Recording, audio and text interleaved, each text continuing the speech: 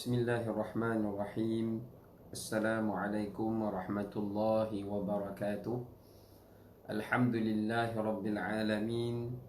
Wassalatu wassalamu ala ashrafil anbiya'i wal mursalin Sayyidina Muhammadin nabiyil karim wa ala alihi wa ashabihi ajma'in. Qala rabbi shrah li sadri wa yassir li amri wahlul 'uqdatam min lisani yafqahu qawli. Subhanaka la ilma lana illa ma 'allamtana innaka antal alimul hakim. Wa la hawla wa la quwwata illa billahil aliyyil azim. Allahumma 'allimna ma yanfa'una wa dhakkirna minhu ma nusina. Allahumma faqihna fid din wa'allimna at-ta'wil wahdina ila siratikal mustaqim. Amma ba'd.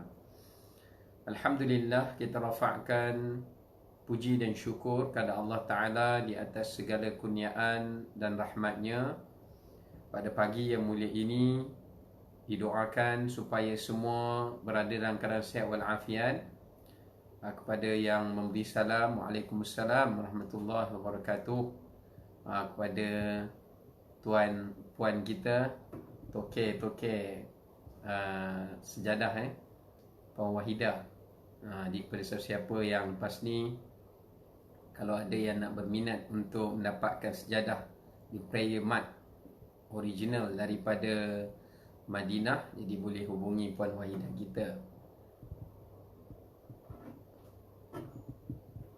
Okay, pada semua yang sedang menonton secara live pada pagi ini, didoakan supaya semuanya sihat walafiat, sentiasa berada dalam keadaan diberikan taufik dan hidayah oleh Allah Ta'ala dan diberikan keafiatan.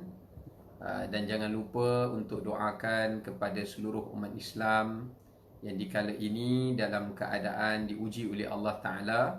Kita sama-sama jangan selalu meletakkan kedua telapak tangan kita daripada berusaha dan berikhtiar, dan jangan juga kita mengunci dan membelenggu lidah dan lisan kita untuk memohon doa kepada Allah Ta'ala.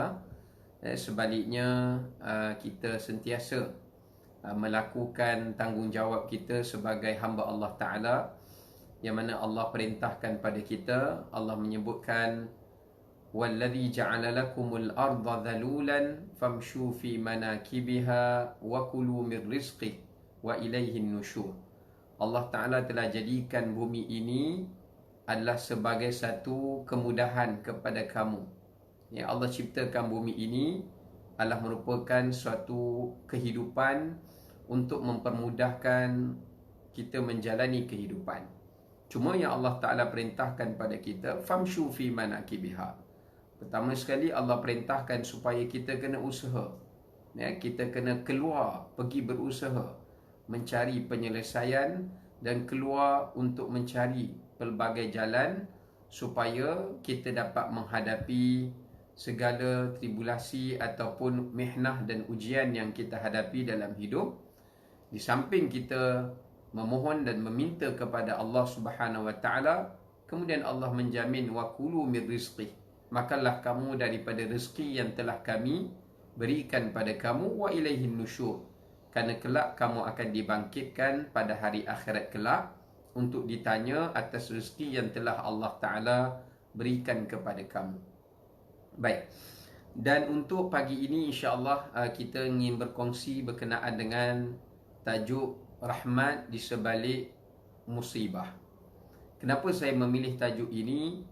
Disebabkan kerana kita lihat dalam suasana pandemik yang sudah pun masuk kepada tahun yang kedua, ya, fasa yang kedua yang kita hadapi pada beberapa tahun, bermula dari tahun lepas pada tahun ini, dan kita tak tahu. Kita doakan supaya ia lebih cepat dipermudahkan dan akan berakhir. Cuma walaupun kita tidak tahu bilakah suasana pandemik wabak ini akan berakhir, tapi kita tetap kena berjuang, kita tetap kena berusaha untuk hidup, kerana hidup kita ini adalah sebagai hamba Allah dan ada tujuannya.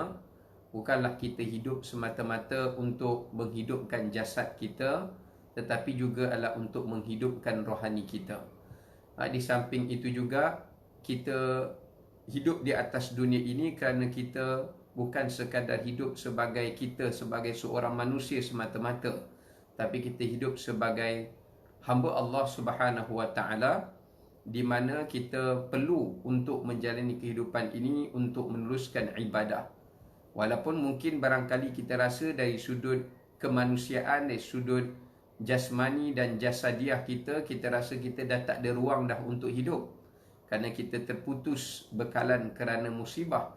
Tapi kita masih lagi ada tanggungjawab, iaitu sebagai hamba Allah Ta'ala, pengharapan kita, pergantungan kita kepada Allah, tanggungjawab kita kepada Allah Ta'ala, dan tanggungjawab kita kepada ahli keluarga dan kepada orang-orang yang menjadi tanggungan di samping kita tetap kena wajib berusaha untuk menghadapi segala ujian dan musibah ini dalam keadaan kita kena melakukan sebaik-baik sangkaan, pengharapan, pergantungan pada Allah. Di samping itu juga adalah kita meneruskan usaha kita dan sentiasa yakin kepada Allah.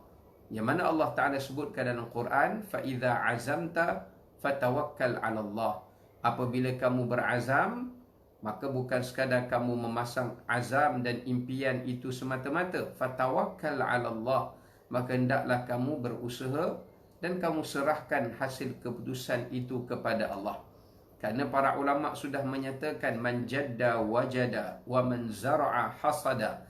Sesiapa yang berusaha maka dia akan dapat apa yang diusahakan. Sesiapa yang bercucuk tanam maka dia akan dapat hasilnya. Kerana Allah itu maha adil. Demikian juga Allah Ta'ala sebut dalam Quran, Allah menyebutkan hal jazaul ihsan illal ihsan. Tidaklah kami membalas sesuatu kebaikan yang dibuat, yang diusahakan, melainkan dengan kebaikan. Allah Ta'ala juga sebut dalam Quran, Allah Ta'ala juga menyebutkan dalam Al-Quran, Allah menjelaskan kepada kita, Inna Allah la yudhi'u ajral muhsinin. Allah Ta'ala tidak akan mensia-siakan ganjaran kepada orang yang berbuat kebaikan. Jadi apa yang kita nak sebutkan di sini, di sebalik musibah dan ujian yang begitu berat, begitu berat untuk dihadapi, untuk dipikul oleh masyarakat yang berada di luar sana, khususnya kita lihat wabak ini bukan sekadar dia meragut nyawa, bukan sekadar ada di kalangan saudara-saudari kita di luar sana yang mereka diuji kematian ahli keluarga, yang sangat tragis, yang mana kalau orang yang terkorban syahid di medan perang, seperti umat Islam saudara kita yang berada di Palestin umpama contoh, walaupun mereka terkorban syahid, juga sangat tragis apa yang mereka hadapi dalam keadaan kehilangan ibu ayah, kehilangan tempat tinggal, kehilangan ruang tempat bekerja dan sebagainya. Tapi jasad mereka itu masih dapat untuk ditatapi oleh ahli keluarga, dapat masih lagi dihadiri untuk disolatkan, dapat dikebumikan. Tetapi keadaan mereka yang menghadapi ujian musibah COVID ini, umpama contoh, ada sebagai tu jenazah tu nak pergi ziarah pun tak boleh, nak dibawa ke rumah untuk ahli keluarga melihatnya, diuruskan oleh orang lain. Bahkan tempat penguburan pun diuruskan dengan secara pihak-pihak yang berwajib yang menguruskan. Mereka hanya memandang daripada arah jauh. Ini semua adalah merupakan satu ujian yang semua di antara kita kena lalui sebagai hamba Allah Ta'ala. Kerana Allah Ta'ala menciptakan kehidupan kita di dunia ini sendiri merupakan suatu ujian. Allah Ta'ala sebut dalam surah Al-Mulk, surah ni kita selalu baca, kalau boleh tiap-tiap malam, setiap hari kita baca surah Al-Mulk. Tapi jangan sekadar kita baca, tapi cuba untuk kita memahami, menghayati dan mendalami maksud di dalam surah Al-Mulk ini. Bukan sekadar kita baca tu sebab kita nak yang kita terhindar daripada azab kubur, tapi bagaimana kita nak memahami tentang kita sedang hidup di dalam sistem kerajaan Allah. Kita sedang hidup sebagai hambanya yang perlu untuk kita menghadapi segala ujian dan bersedia untuk menghadapi segala musibah dan mihnah yang Allah Ta'ala jadikan ia sebagai sebahagian daripada asam garam dalam hidup kita. Allah sebut dalam ayat yang kedua, Alladhi khalaqal mauta wal hayah liyabluwakum ayyukum ahsanu amala wa huwal azizul ghafur. Allah menyatakan dialah Tuhan yang menciptakan hidup dan menciptakan mati. Bila Allah bagi kita hidup, Allah ciptakan ujian bagi hidup tu akan mati. Tidak ada orang yang hidup yang tidak menghadapi ujian. Ujian sakit ke, wabak ke, musibah ke, hilang pekerjaan ke, tapi ujian yang menutupi kehidupan dia adalah kematian. Kenapa Allah jadikan ujian ini? Jelas Allah menyatakan liyabluwakum, untuk menguji kamu, ayyukum, siapakah di antara kamu ahsanu amala. Allah menyatakan yang terbaik di kalangan hamba Allah dari sudut usaha dia, dari sudut usaha dia, dari sudut amalannya. Maknanya Allah nak tengok apakah usaha yang terbaik seorang hamba bila dia menghadapi sesuatu musibah. Apakah amalan yang terbaik dilakukan oleh seorang hamba apabila dia mendapatkan nikmat dan kesenangan. Kena ingat, bukan senang, bukan musibah itu sahaja merupakan ujian, tetapi nikmat yang Allah berikan pada kita itu juga adalah merupakan ujian. Banyak orang kata, Ustaz, kan seronok kalau kita boleh duduk balik macam sebelum zaman COVID pandemik dulu. Semua kita hidup macam biasa hari-hari. Kita dapat kolek keuntungan begitu banyak hari-hari. Sebenarnya manusia terlupa. Sebelum COVID ni datang, wabak ni datang, mereka pun sedang berada dalam ujian. Hidup senang, dapat makan senang, pekerjaan senang, kemudian selalu dapat naik setiap tahun dan dapat increment, ada kenaikan gaji. Itu juga ujian, menyebabkan dalam suasana yang begitu selesa itu, berapa ramai manusia telah mengabaikan nyawa-nyawa orang-orang miskin yang berada di sekeliling mereka, yang juga pernah mengabaikan ahli keluarga mereka yang berada dalam kesusahan ketika sebelum datang wabak ni, yang mana ada orang-orang yang sakit yang memerlukan belanja perubatan yang telah ditinggalkan. Tapi bila Allah datangkan musibah begini, barulah manusia nampak ini musibah yang sebelumnya mereka tak nampak itu adalah musibah. Inilah bagaimana Allah Ta'ala ingin mengubah persepsi manusia dan masyarakat di kalangan umat manusia dan hamba-hambanya, supaya jangan memandang musibah itu dikala mereka berada dalam kesulitan, tetapi ketika mereka berada dalam kesenangan, itu juga adalah merupakan suatu musibah daripada Allah Subhanahu wa Ta'ala. Sebab tu kalau kita sama-sama lihat di dalam surah Al-Fajr, Allah Ta'ala sebut dalam ayat Quran, فَأَمَّا الْإِنسَانُ إِذَا مَبْتَلَاهُ رَبُّهُ فَأَكْرَمَهُ وَنَعَّمَهُ فَيَقُولُ رَبِّي أَكْرَمَنِ. Apabila manusia itu diuji oleh Allah, nampak Allah guna perkataan ujian. Apabila manusia itu diuji oleh Allah, apa Allah buat pada dia? فَأَكْرَمَهُ. Allah muliakan dia, Allah bagi nikmat kat dia, Allah Ta'ala bagi senang dia dapat duit, Allah bagi senang dia dapat tempat tinggal. Mereka kata apa? Fayaqulu Rabbi akraman. Tuhanku sayang dekat aku. Mereka tak anggap itu ujian. Mereka anggap itu tanda sayang Allah kepada mereka. Menyebabkan mereka berada di zon yang selesa kerana persepsi yang salah, menganggap bila dapat kesenangan itu tanda Tuhan sayang. Akhirnya mereka menjadi lalai, akhirnya mereka menjadi alpa, akhirnya mereka menjadi hamba yang tak bersyukur. Sebab tu saya tengok berapa banyak orang kongsi bagaimana kehidupan mereka di zaman pandemik ini. Ada yang cerita ustaz bagaimana kami dah biasa hidup dalam suasana kelompok M40. Bahkan ada yang T20 atau M40 lah. Tapi kami dah biasa hidup senang macam tu, tiba-tiba kami nak kena downgrade lifestyle kami daripada M40 jadi kepada B40. Oh, itu bukan senang.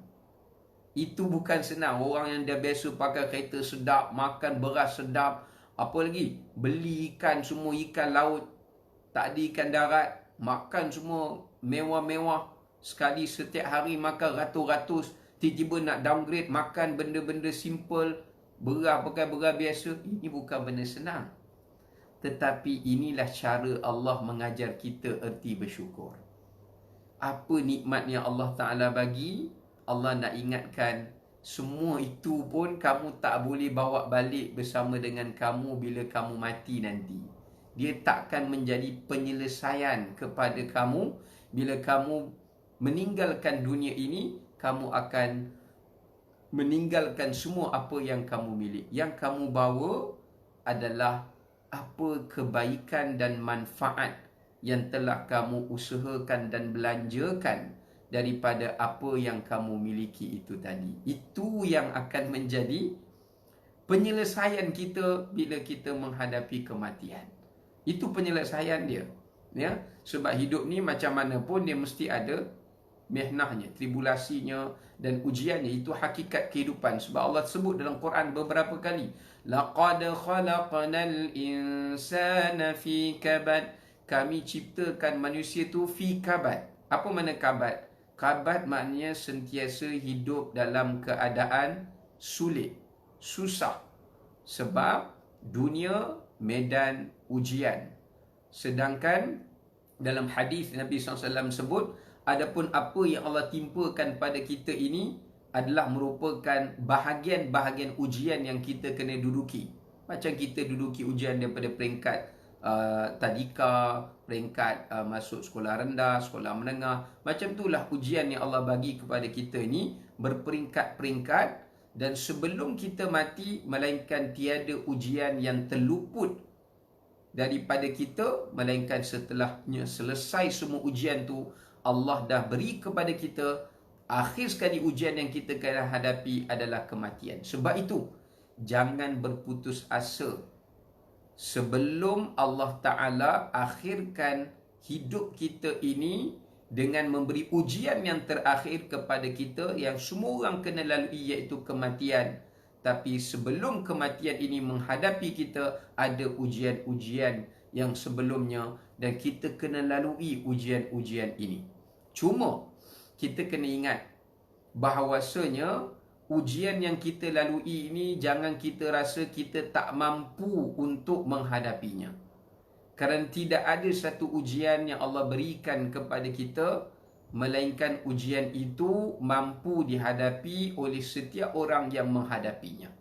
Kerana di dalam hadis Rasulullah SAW, baginda ada menyebutkan kepada kita bahawasanya baginda menjelaskan, asyaddan nasi bala'an al-anbiya thumma al-amthala fal-amthal wa anna allaha la yusibu al-mu'min biqadari ala hasabi dinih. Nabi SAW menyebutkan, manusia yang paling berat ujian dan musibah dalam hidup mereka adalah para Nabi. Sebab itu apabila kita merasa diri kita diuji oleh Allah Ta'ala, kita cuba balik, kita cuba kembalikan kehidupan kita, cuba untuk kita renungkan balik kehidupan para anbiya alaihimussalatu wassalam. Kerana baginda Nabi SAW sebut, manusia yang paling berat Allah bagi ujian dalam hidup ini sampai kiamat. Kita rasa berat macam mana pun ujian kita, tak boleh menyaingi ujian yang Allah berikan pada para anbiya alaihimussalatu wassalam. Kita baca daripada kisah zaman Nabi Adam sampailah kisah zaman Nabi Muhammad sallallahu alaihi wasallam alaihimussalatu wassalam. Setiap di kalangan nabi-nabi ini pun ujian mereka tak sama. Ujian mereka tak sama, tetapi tetap mereka lah menghadapi ujian yang paling berat sekali, di kalangan semua hamba Allah SWT. Dan kita kena lihat apa Nabi sebut dalam hadis tu. Dan Allah menguji setiap orang itu mengikut kadar kemampuan dia. Apa maknanya? Maknanya bila Allah bagi kepada kita satu ujian, hakikatnya kita mampu menghadapi ujian itu. Kita ada kemampuan. Kerana Allah tidak akan memberi ujian pada orang yang tak mampu untuk menghadapinya. Ya, macam manalah, logiknya mudah je. Kalau kita pergi sekolah menengah, cikgu akan bagi soalan peperiksaan mengikut kepada kemampuan tahap belajar kita. Takkanlah kita belajar sekolah menengah, cikgu sekolah nak bagi kita kertas peperiksaan soalan peringkat universiti. Tak. Kalau kita masuk sekolah tadika, maka guru taska dia akan bagi kepada kita soalan peperiksaan, ujian mengikut tahap kefahaman kita. Allah Ta'ala lebih adil daripada manusia. Bila Allah bagi kita satu ujian, banyak manusia rasakan ujian itu beyond daripada kemampuan dia. Tidak. Yang menyatakan ujian tu anda tak mampu hadapi, itu yang bisikkan adalah syaitan dan iblis. Syaitan dan iblis memang selalu akan membisikkan di hati dan benak fikiran manusia. Ketika mana mereka dalam keadaan diuji, syaitan akan kata, berat ujian ni, kamu tak mampu, kenapa Tuhan buat kamu macam ni? Kamu menyerah diri sajalah. Syaitan akan bisikkan, kamu tak mampu, ia terlalu berat bagi kamu. Kenapa Tuhan berikan pada kamu begini?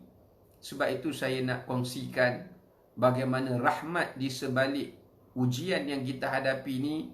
Rahmatnya adalah sebelum kita menghadapi ujian ni, Allah dah berikan ujian kepada orang-orang sebelum daripada kita, yang mana cara mereka menguruskan dan menghadapi ujian ini menjadi satu contoh dan rahmat kepada kita yang berada di kemudian hari, untuk mengambil motivasi dan juga untuk kita mengambil aspirasi daripadanya, supaya dengan cerita-cerita ini dia dapat memberikan suatu harapan kepada orang-orang yang telah terputus harapannya untuk menghadapi ujian ini, dan untuk ia menyambungkan kembali tali harapannya itu kepada Allah Subhanahu wa ta'ala. Saya nak bawakan antara rahmat pertama di sebalik musibah ini saya sebut tadi, iaitu bila Allah berikan pada kita contoh ikutan, yang disebut sebagai suri teladan, untuk kita menghadapi, menguruskan ujian ini secara kita memandang rahmat di sebaliknya, yang boleh kita belajar, yang boleh untuk kita pelajari, untuk membina balik semangat kita dan harapan kita kepada Allah Subhanahu Wa Taala dan pada diri kita sendiri. Contoh saya sebut tadi antara kisah para nabi. Dalam banyak-banyak para nabi yang saya nak kongsikan adalah Nabi Ayyub alaihissalam. Sebab saya rasa kisah Nabi Ayyub alaihissalam sangat relevan untuk saya kaitkan dengan suasana pandemik pada hari ini. Misalnya contoh, kalau muslimin hadirin muslimat yang dirahmati Allah, cuba kita baca kisah Nabi Ayyub. Kisah Nabi Ayyub antara kisah yang Allah sematkan dalam Quran. Ya, Allah cerita dalam Quran. Semua cerita-cerita Nabi yang cerita dalam Quran ni adalah cerita yang terbaik. Nahnu naqussu 'alaika ahsanal qasas. Allah kata, kami ceritakan pada kamu sebaik-baik cerita. Jadi apa cerita dalam Quran tu, itu cerita paling baik daripada cerita yang kita duk langgan, yang meletup apa semua tu kan. Dekat pawagam, itu cerita dunia lah, tapi bukan cerita paling baik. Cerita paling baik cerita dalam Quran. Nabi Ayyub alaihissalam. Kalau kita baca kisah Nabi Ayyub, Nabi Ayyub diuji dengan penyakit yang tak pernah Allah timpakan penyakit itu kepada satu orang manusia pun di atas muka bumi ini. Sekurang-kurangnya kita yang menghadapi musibah pandemik wabak COVID ni, sebelum negara kita kena, negara lain dah kena. Sekurang-kurangnya ada vaksin sebagai salah satu daripada solusi untuk kita menghadapi musibah COVID ni, ya, sebagai salah satu langkah pencegahan. Sekurang-kurangnya ada usaha dan ada rawatan susulannya dan sebagainya. Walaupun itu hanya salah satu ikhtiar, ya, belum penyembuh yang sebenar. Namun Nabi Ayub alaihissalam menghadapi satu penyakit, tak ada ubat. Tak ada ubat. Bayangkan kalau kita rujuk pada kisah Qisasul Anbiya oleh Al-Imam Ibn Kathir ketika dia menceritakan tentang kisah Nabi Ayub. Nabi Ayub alaihissalam, Allah berikan baginda hidup selama hampir lebih daripada 80 tahun dalam keadaan nikmat. 80 tahun hidup dalam keadaan penuh nikmat. Sehingga kan dalam riwayat menyebutkan Nabi Ayub alaihissalam seorang yang sangat kaya raya. Baginda Nabi Ayub ni kaya, tuan-tuan. Cuba baca kisahnya. Sehingga kan di satu daerah Huran dekat kawasan Syam, tanah tu hampir 1/3 daripada bumi Syam tu, aset tu milik Nabi Ayub alaihissalam. Kaya Nabi Ayub. Sehingga kan disebutkan juga Allah mengirimkan 2 awan, sahabatain. 2 awan, satu awan sebelah kanan, satu awan sebelah kiri. Awan tu akan menurunkan bukan air hujan, menurunkan padanya emas dan perak. Jadi kalau Nabi Ayub rasa nak pakai je, datang awan, ni mukjizat baginda. Turun, ambil je emas tu, pakai. Habis, turun lagi. Punya senang. Maknanya Allah bagi kekayaan sampai ke tahap begitu. Tak perlulah nak pergi apply cari kerja ke, nak korek kat lombong emas ke, tak tapis emas dan sebagainya. Maknanya Allah Ta'ala berikan kepada baginda sampai sedemikian. Salah satu daripada nikmat yang Allah beri kepada baginda alaihissalam. Dan baginda memiliki 18 orang anak. Sangat bahagia. Baginda ada rumah yang besar, hidup dalam keadaan bahagia dengan 18 orang anak, memiliki beberapa orang isteri baginda. Dan baginda juga menghadapi masyarakat dan kaum yang tak menentang baginda. Punya senang hidup baginda. Kaum Nabi Ayub tak menentang dakwah baginda. Baginda ajak seru Islam, semua masuk Islam. Tak adalah kok maki ke, ejek ke, halau ke, nak bunuh ke, tak ada. 80 tahun, cuba bayang. Kita hidup berapa tahun? 80 tahun Allah bagi kekayaan. Tak pernah Allah uji miskin pun walaupun sekali. Makan semua makan yang sedap-sedap. Tapi Nabi Ayub dikenali sebagai seorang yang jawad, seorang yang suka bersedekah, sakha, seorang yang pemurah. Ya, bagi dia seorang Nabi yang sangat pemurah. Sebab itu banyak kaum-kaum umat baginda sangat dekat dengan baginda. Bayangkan setelah 80 tahun, walaupun saya tak nafikan riwayat ini, ada yang riwayat Israiliyat, yang mana ada yang kita boleh percaya, ada yang kita tak percaya. Itu tidaklah wajib untuk kita mengimani, tapi sekadar mengambil pengajaran daripadanya. Sehingga lepas 80 tahun, bayangkan ya, Iblis nak cuba kafirkan pengikut Nabi Ayub, tak mampu. So apa Iblis buat? Iblis kata kepada Allah Ta'ala, ya Allah, Ayub ini, dia jadi taat pada kamu, dia jadi buat baik kat kamu, ya Allah, sebab nikmat yang kau berikan pada dia. Apa kata ya Allah? Jika nak tahu Ayub ni alaihissalam benar-benar hamba-Mu yang beriman, benar-benar hamba-Mu yang benar-benar menjadi di antara Rasul-Mu yang benar-benar boleh mencintai-Mu lebih daripada mencintai apa yang kau berikan kepadanya. Ni Iblis punya minta kerja Iblis ni. Ya? Iblis kata, alah bolehlah orang tu, contohlah kalau Allah bagi kita nikmat, ya Allah bolehlah dia jaga semayang dia sedekah sebab kau beri nikmat pada dia.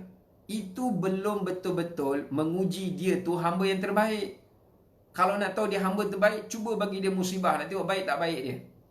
Maka Allah perkenankan, bukan sebab Allah Ta'ala suka kat Iblis, Allah dah laknat Iblis, tapi Iblis dakwa macam tu. Maka Allah Ta'ala, tanda Allah sayang pada hambanya, Allah uji seseorang hamba itu.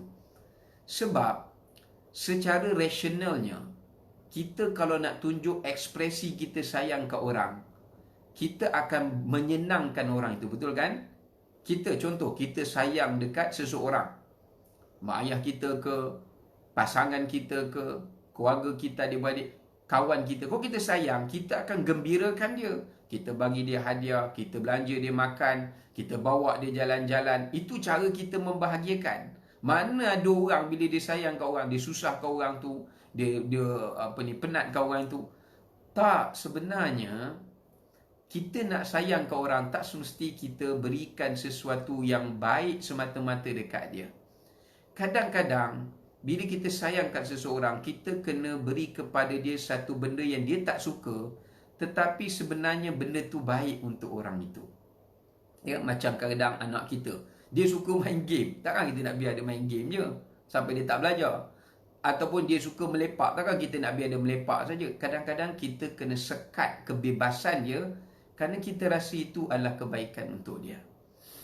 Allah Ta'ala bila sayang pada kita, adalah hadis Nabi SAW, Nabi menyebutkan, innallaha idza ahabba qauman ibtalahum. Allah Ta'ala kalau dia sayang hamba dia, dia nak tunjuk salah satu daripada cara Allah sayang kepada hambanya, bukan Allah bagi nikmat saja, tetapi Allah Ta'ala uji mereka. Ujian salah satu daripada tanda cinta Allah. Cara Allah ekspresikan cintanya kepada hambanya adalah dengan Allah berikan ujian kepada hambanya itu. Ya, baik, kita tengok Nabi Ayub. Kita balik kisah Nabi Ayub. Setelah 80 tahun, tak pernah disangka-sangka ada ujian. Allah bagi ujian kat Nabi Ayub alaihissalam. Kata Al-Imam Ibn Kathir, apa jadi? Allah datangkan masa Nabi Ayub keluar, Allah datangkan suatu gegaran, gempa, menyebabkan binaan rumah Nabi Ayub roboh. Anak-anaknya 18 orang mati terkorban dalam bencana tadi. Isterinya pun mati, meninggalkan seorang isteri yang keluar menemani baginda yang bernama Rahmah. Ya Allah takdirkan itulah isteri yang akan menjaga dan menguruskan baginda apabila baginda mendapat ujian penyakit. Dahlah semua, balik saja tengok anak semua mati, isteri yang lain pun mati. Meninggal dunia, Allah ambil sekali harum. Bukannya mati seorang-seorang ni, sekali terus Allah Ta'ala ambil. Kemudian, apa yang berlaku lagi? Baginda ni ada, dalam riwayat menyebutkan, baginda memiliki ternakan yang sangat banyak. 4,000 lebih unta. Bayangkan, unta ada 4,000 ekor. Lembu, kambing, tu saya cakap lah banyak. Allah Ta'ala datangkan kemarau. Menyebabkan banyak ternakan baginda yang mati. Bahkan ada yang kena penyakit, mati berapa ekor. Sampai setiap kali Nabi Ayub tengok, Nabi Ayub kata, ya Allah, aku mensyukuri, aku redha dengan apa yang kau berikan. Kerana selama ni 80 tahun telah kau berikan kami dapat menikmati dagingnya dan susunya. Anak meninggal pun Nabi Ayub sabar lagi. Tapi Allah nak uji satu ujian yang paling maksimum kepada Nabi Ayub AS. Sebab tadi ujian pada harta, lulus. Ujian pada keluarga, lulus. Kali ini ujian pada diri Nabi Ayub AS sendiri. Allah berikan satu penyakit yang Allah tak pernah beri kepada kaum atau mana-mana manusia sebelum Nabi Ayub AS. Ada ulama kata, kita selalu dengar kan cerita-cerita kisah Nabi Ayub. Dulu ada Abang Ikram Jizli kita berlakon, tak silap saya pernah tengok. Dululah masa tu Abang Ikram Jizli kita okey. Jadi dulu dia pernah berlakon. Cerita tu, saya ingat lagi cerita tu. Cerita tu kononnya kata Nabi Ayub AS ni kulitnya sampai berulat-ulat. Ya, keluar ulat lah apa benda kan, membusuk. Itu semuanya riwayat yang ditokok tambah dalam Bible lah. Ini cerita ni kita tak payah percaya sangat. Kadang-kadang cerita ni orang suka Ajinomoto kan. Ya, tetapi yang disebutkan baginda kena satu penyakit kulit yang mana baginda menjadi sangat gatal. Kalau dalam istilah kita ni kita panggil macam eczema. Tapi yang extremely, yang terlalu ekstrim. Maknanya gatal. Kalau gatal ni tuan-tuan, kita nak tidur malam pun tak boleh. Kalau gatal, gau-gau sampai luka, tak boleh tidur. Kalau Allah bagi gatal badan ni, nak duduk pun tak tenang, rasa nak garu saja, tidur pun tak boleh nak lena. Tengoklah kalau ada anak-anak yang kena eczema dan sebagainya.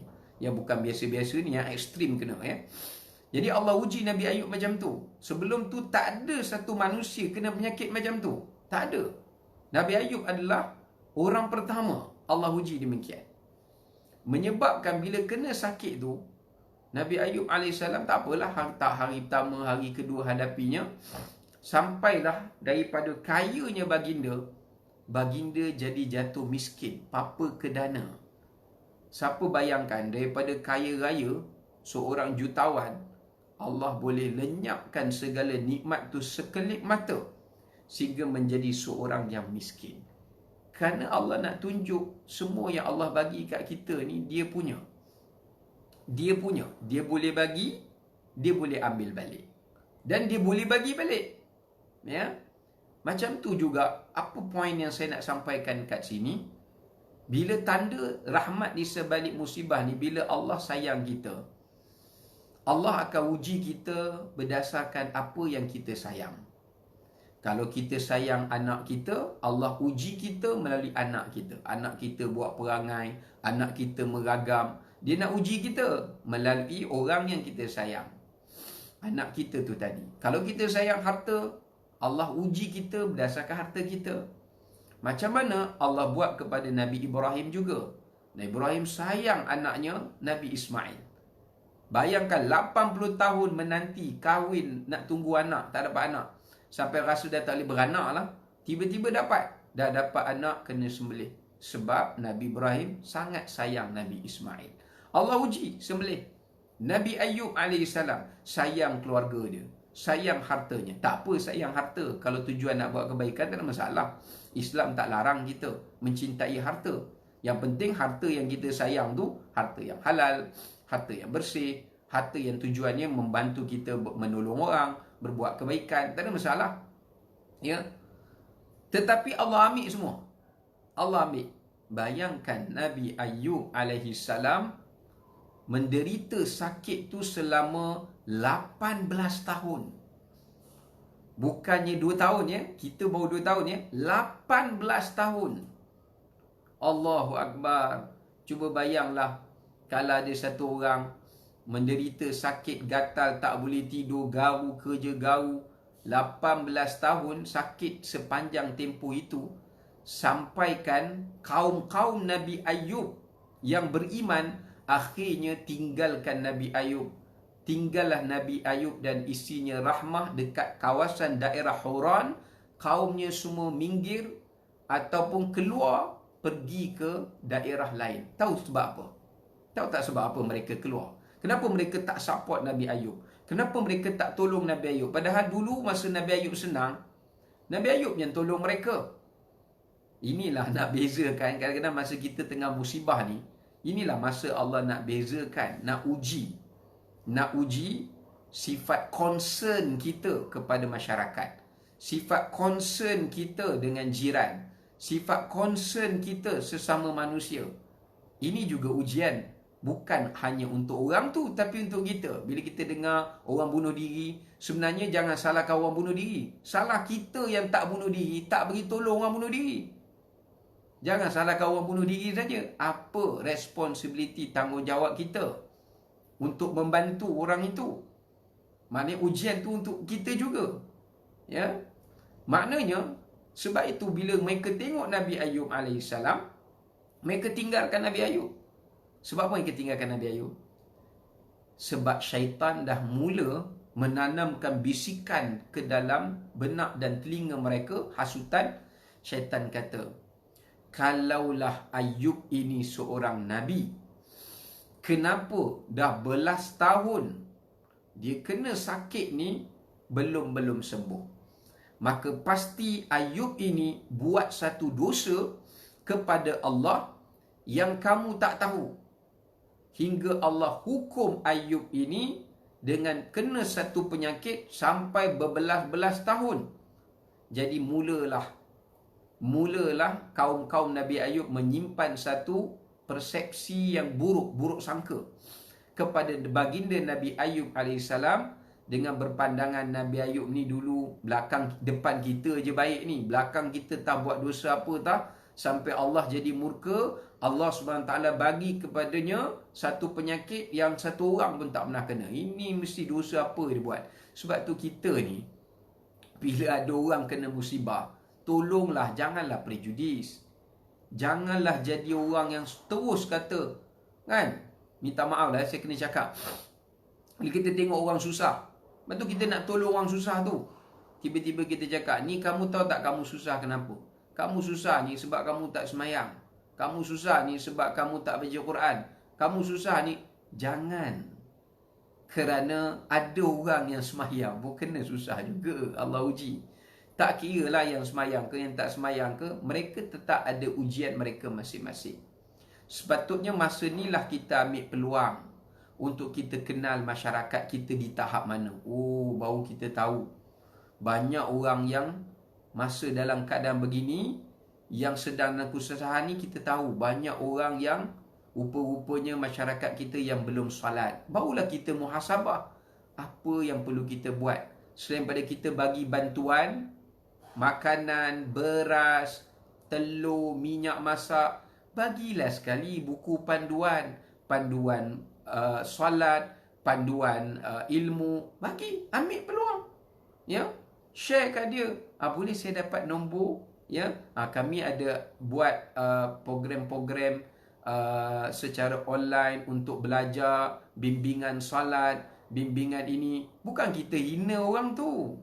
Kita ambil peluang mendekati masyarakat, bukan sekadar memberi bantuan dari sudut keperluan jasmani mereka, tapi juga kita ambil peluang untuk, dengan peluang ni, sebab masa kita senang, kita sibuk kerja sana, meeting sana, lari sini, balik malam je, keluar sebelum subuh, balik lepas maghrib. Kita tak ada masa dengan masyarakat. Tapi masa sekarang ni Allah bagi peluang kita kenal masyarakat di kelompok sekeliling kita ni, mentalitinya bagaimana, ilmunya bagaimana, kefahamannya bagaimana. Jadi dalam masa itulah kita ambil peluang. Selain pada kita menyampaikan bantuan, kita mengambil peluang untuk berdakwah. Berdakwah, bimbing mereka, ya, bimbing mereka, bantu mereka, ya, dan juga kita bagaimana kita nak berikan harapan kepada mereka, ya, supaya mereka rasa selama ini mereka bukanlah orang yang dipinggirkan, ataupun sekurang-kurangnya dia rasa mereka merasakan bahawasanya mereka ada orang yang boleh membimbing mereka dari sudut pengetahuan, dari sudut bagaimana untuk mereka mendapatkan maklumat, ilmu yang bermanfaat, supaya membina kehidupan mereka dan membentuk keluarga mereka ke arah yang lebih baik. Baik, balik cerita Nabi Ayub AS tadi. Jadi bila mereka tinggalkan Nabi Ayub AS duduk bersama dengan isinya Rahmah selama 18 tahun. Sakit. Semua ni, sampailah peringkat terlalu susah Nabi Ayub. Saya rasa lebih susah daripada orang yang susah di tempat kita. Dah tak ada nak makan apa, Nabi Ayub puasa je. Kalau tak ada makan, puasa. Dia kata kat isteri dia, kita puasalah. Kalau tak ada makanan, kita puasalah yang, ya, sampai isterinya tak sampai hati. Apa isi dia buat? Ini disebut dalam riwayat lah, ya. Isi Nabi Ayub potong sanggul dia. Rambutnya dah panjang. Biasalah PKP ke rambut panjang kan. Maksudnya bila isi Nabi Ayub ada sanggulnya, diikatkan rambut dia, dipotong sanggulnya tu. Dipotong sanggulnya itu, lalu dijual. Allahu Akbar. Duit tak ada. Duit tak ada. Ya, bagi dia tak ada duit. Isi dia nak minta tolong masyarakat, semua tinggalkan Nabi Ayub. Kami tak nak bagilah bantuan ke orang yang apa ni, kata Nabi tapi tengok Allah hukum macam ni. Ni masyarakat yang jenis macam ni. Ya, tak nak tolong Nabi Ayub alaihissalam. Padahal masa senang dulu, mereka datang minta tolong Nabi Ayub alaihissalam, Nabi Ayub bagi bantuan pada mereka. Sampai kena jual sanggul rambutnya. Sebab zaman tu, mereka ambil sanggul-sanggul wanita ni, mereka jadikan, jual balik, mereka jadikan perhiasan. Ya. Dan sebahagiannya mereka ambil rambut-rambut manusia ni, mereka jadikan sebagai salah satu daripada alat yang mereka proseskan balik, ya, untuk mereka jadikan sebagai hiasan yang lain lah, ya. Jadi akhirnya dapat duit tu, isteri Nabi Ayub tak cerita kat Nabi Ayub macam mana dia dapat duit tadi. Dia hanya cakap dia pergi bekerja dan sebagainya, dengan menyembunyikan identitinya sebagai isteri Nabi Ayub. Sebab kalau orang tahu Rahmah ni isteri Nabi Ayub, orang tak nak menerimanya bekerja sebab menganggap bahawasanya takut nanti dia membawa badi atau sial kepada mereka. Seperti mana yang menimpa Nabi Ayub AS. Jadi atas sebab itu, akhirnya ialah seorang isteri takkan dia nak bohong suami dia. Nabi Ayub kata, bagi tahu daripada mana kau dapat. Dia kata, aku telah menjual sanggul rambut aku. Bila dengar hal itu, Nabi Ayub jadi marah. Nabi Ayub telah bernazar, kalau Allah sembuhkan aku nanti, aku yakin Allah akan sembuhkan aku. Ujian ni takkan lama. Macam mana lama pun, dia akan ada the end dia, penghujung dia. Dia akan ada penamat. Itu kita kena faham.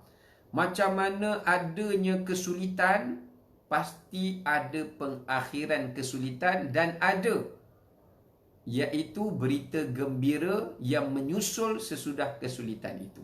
Ini benda yang kita kena yakin setinggi-tinggi keyakinan pada Allah Ta'ala. Allah dah sebut dalam Quran.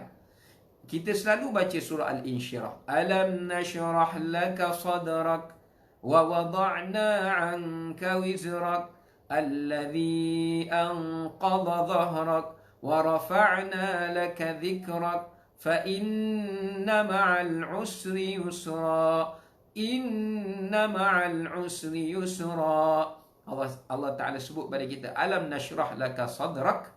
Mula-mula Allah kata kat Nabi Muhammad SAW. Nabi Muhammad SAW pun kena musibah, tapi Allah bagi tahu, wahai Rasulullah, tidakkah dada kamu telah pun kami bersihkan? Dulu kan Nabi, jantung Nabi dibelah, disuci. Maknanya bukankah Allah dah beri kepada kamu hidayah, yakni Islam? Paling kurang kita bersyukur. Allah bagi musibah, hilang kerja, hilang yang tu, tapi Allah tak cabut dalam diri kita hilang agama. Janganlah sampai kerana musibah wabak COVID ni sampai kita buang Islam, jadi kafir, murtad. Jangan. Sekurang-kurangnya Allah tak cabut iman daripada hati kita, Allah tak cabut Islam daripada hati kita, Allah tak cabut hidayah daripada hati kita. Itu pun kita kena syukur. Sebab Allah kata, alam nashrah laka sadrak. Bersyukurlah. Kerana sekurang-kurangnya kamu masih Islam, kamu masih mukmin, ya. Kemudian wa wada'na anka wizrak. Bersyukur juga kerana dengan ujian itu Allah telah pun menggugurkan dosa kamu. Wa rafa'na laka dhikrak. Allah juga telah mengangkat kedudukan kamu. Kerana setiap kali orang yang ditimpa musibah, mereka ni diangkat darjat mereka di sisi Allah Subhanahu wa ta'ala. Sebab dalam satu hadis yang lain, baginda Nabi SAW menyatakan, tidak ada satu musibah ma yusibul mu'min bimusibatin, tidak ada satu musibah yang menimpa seseorang mukmin illa hattallahu biha as-sayyi'ah, Allah gugur padanya dosa, wa rafa'a biha darajah, Allah mengangkat baginya darjat. Maksudnya Allah angkat darjat kita, darjat pangkat kita, bukan pangkat dalam sektor pekerjaan kita, tapi Allah angkat kedudukan kita di sisi Allah. Allah angkat kedudukan kita dalam syurga. Tapi benda tu kita tak nampak lah sekarang kan. Tapi benda tu kita akan nampak nanti bila balik dari akhirat. Kemudian allazi anqadha dhahrak. Sekurang-kurangnya Allah dah lepaskan kita daripada beberapa beban. Kadang-kadang dengan musibah ini kita rasa benda tu beban. Tapi sekurang-kurangnya, contohlah orang yang dulu masa kerja, dia serabut dengan kerja dia, dengan bos dia, dengan perangai dia punya rakan sekerja dia, macam mana suasana bekerja yang serabut. Sekurang-kurangnya dengan musibah ni Allah dah angkat sikit beban tu. Tak payahlah tengok perangai orang macam-macam kat tempat kerja kan. Kita kerja pakai online saja, kurang sikit beban-beban yang kita kena, yang tu kita tak nampak. Beban kita nak kena hadapi jam, beban kita nak kena bayar tol, beban kita duit minyak. Contoh, sebahagian beban tu sebenarnya Allah dah angkat juga, cuma kita tak perasan. Tapi adalah ujian lain pula. Dia sudut kita kena duduk rumah tengok anak kita pula dan sebagainya. Kemudian Allah kata, inna ma'al usri yusra. Ini yang point dia. Allah sebut al-usri, ada alif lam. Ni yang daripada UIA ni mesti belajar ni. Saya tengok. Belajar bahasa Arab. Al-usri ada alif lam. Tapi yusra Allah tak sebut alif lam. Inna ma'al usri, bagi setiap kesulitan ada alif lam. Kesulitan tu kenapa Allah bubuh alif lam ma'rifah? Sebab Allah nak bagi tahu walaupun kesulitan itu lama, panjang, tetapi dia ada pengakhiran. Kerana perkataan alif lam atau dalam English sebut the, bila masuk pada satu perkataan itu, dia hanya nak khususkan waktu itu saja. Maknanya dia akan ada ending dia. Tapi lihat perkataan sesudah itu, Allah sebut apa? Rahmatnya yusra, tidak ada alif lam. Allah Ta'ala tak sebut inna ma'al usri al-yusra. Allah tak sebut macam tu. Allah kata inna ma'al usri yusra. Kenapa? Sebab kata Abdullah bin Mas'ud ketika dia baca ayat Quran ini, Nabi bersabda, Nabi sebut hadis tentang ayat ni. Nabi kata bagi setiap kesulitan itu sesudahnya ada yusrain. Yusra tu maknanya yusrain. Ada dua kesenangan yang Allah ganti di sebalik satu kesulitan. Satu musibah, kita dapat dua nikmat. Dua musibah, 4 nikmat. 3 musibah, 6 nikmat. Maksudnya kita darab 2. Darab 2. Sebab tu kita tengok. Setelah 18 tahun Nabi Ayub dah bernazar dah, nak rotan isterinya 100 kali rotan. Kerana pergi jual rambut. Mana boleh jual rambut kan? Sebab kehormatan manusia ni tak boleh jual. Ya, kita nak jual darah, derma darah boleh, jual darah tak boleh. Nak jual organ, mana boleh. Orang ditangkap budak-budak jual organ, haram. Ini tak boleh. Ya, ini menunjukkan kepada kita bahawasanya Allah menjelaskan kepada kita, lepas Nabi Ayub hadapi 18 tahun ujian ni, tak ada ubat tau. Nabi Ayub bukan tak berusaha, pergi usaha, cari ubat, orang rawat sana, rawat sini, tapi tak ada ubat. Isteri Nabi Ayub Rahmah keluar pergi kerja sampai sanggup jual rambut. Tak demand. Janganlah demand pula, oh saya ni ada bachelor, saya ada master, mana boleh kerja macam ni. Zaman-zaman musibah ni janganlah demand. Kerjalah apa yang kita boleh kerja. Kerana Allah perintahkan pada kita, ambil peluang yang tujuan sekurang-kurangnya. Dengan usaha itu kita nak bebaskan diri kita, nak bebaskan keluarga kita, dan siapa yang kita termampu daripada kelaparan, daripada kemudaratan. Ya, ini masa dia. Bayang kalau ikut Nabi Ayub AS, boleh cakap kat isteri dia, kamu ni dulu orang kaya, pilih kerja yang bagus-bagus sikit. Tak, hatta isterinya terpaksa menjual sanggul rambutnya. Baik, pendekkan cerita, lepas 18 tahun, apa Nabi Ayub kata pada Allah? Dalam Quran boleh tengok dalam surah Sad, Allah kata, Nabi Ayub mengadu, wa ayyuba idh nada rabbahu anni massaniya syaitanu binusbin wa adab. Ini yang saya nak sebutkan. Bagaimana ketika mana manusia itu ditimpa ujian, yang bagi kita putus asa ni syaitan. Nabi Ayub sendiri kata, ya Allah, tolonglah aku diganggu oleh syaitan. Maknanya syaitan, dia datang kepada Nabi Ayub, dia cuba Nabi Ayub putus harapan. Tapi para Nabi ni beza dia maksum. Kita manusia biasa ni tak maksum. Orang yang bunuh diri dan sebagainya, mereka tak maksum. Jadi mereka tak mampu dengan depression, nak hadapi tipu daya syaitan. Mereka tak mampu. Tak mampu untuk menghadapi saat itu. Tak mampu dengan tekanan emosi, tekanan mental, syaitan bisik pula. Oh, memang bukan senang ya. Kita dalam keadaan tak depression, kena syaitan bisik, kita boleh tangkis lah. Tapi kalau dalam mental bermasalah, emosi bermasalah, syaitan cucuk lagi, bukan senang. Kita nak hadapi itu. Maknanya ujian mereka hadapi lebih berganda daripada ujian yang kita hadapi. Baik, sebab itu, kalau kita lihat, Nabi Ayub sendiri mengadu pada Allah Ta'ala. Ya Allah, syaitan duk ganggu aku ni. Sedangkan aku usaha, tapi syaitan duk ganggu aku ni. Sehingga kan apa syaitan ganggu? Syaitan katalah, wah Ayub, kalau kau ni Nabi, Tuhan sayang kat kamu, kenapa ni? Dia ambil kau punya itu, dia ambil nikmat ni pada kamu, ambil ahli keluarga, ambil, sampai dia tak beri ubat pun kat kamu. Tak ada penawar pun diturunkan daripada Allah Ta'ala. Sebab kita kena ingat, Allah Ta'ala, bila kita menghadapi gangguan syaitan, syaitan ni point dia senang saja. Yang pertama, dia nak suruh kita sangka buruk kepada takdir Allah dan ujian Allah. Dia akan kata, tengok Tuhan bagi kat kamu ujian ni. Tengok Tuhan tak tolong kamu pun. Tengok Tuhan tak hantar orang pergi tolong kamu pun. Contoh. Tengok kamu dah usaha pun tapi tak mampu. Tak nampak jalan keluar. Tuhan tak mudahkan. Dia semua salah Tuhan. Ya, dia akan bagi macam tu. Supaya kita sangka buruk pada Allah. Kita rasa Allah Ta'ala tak boleh buat apa. Tak berkuasa untuk membantu kita. Kemudian yang kedua, dia suruh kita supaya berputus asa daripada bertawakal. Pertama, dia suruh kita sangka buruk pada Allah. Tak redha dengan takdir Allah. Blame takdir Allah. Allah dah takdirkan macam ni. Jadi, kalau kamu mati pun, kalau kamu bunuh diri pun, kamu tetap akan akhiri hidup kamu dan kesusahan, mati dalam keadaan macam ni juga. Ini dia buruk sangkakan kita pada takdir Allah. Padahal, takdir Allah barangkali sebelum dia bunuh diri adalah untuk dia hidup lebih senang jika dia masih meneruskan harapan dia. Sebab tu saya minta sangat-sangat. Sekarang ni masyarakat, mereka bukan perlukan bantuan dari sudut makanan dan minuman. Kita kena banyak memberikan harapan juga pada mereka. Jangan putuskan harapan pada mereka. Ya, beri harapan.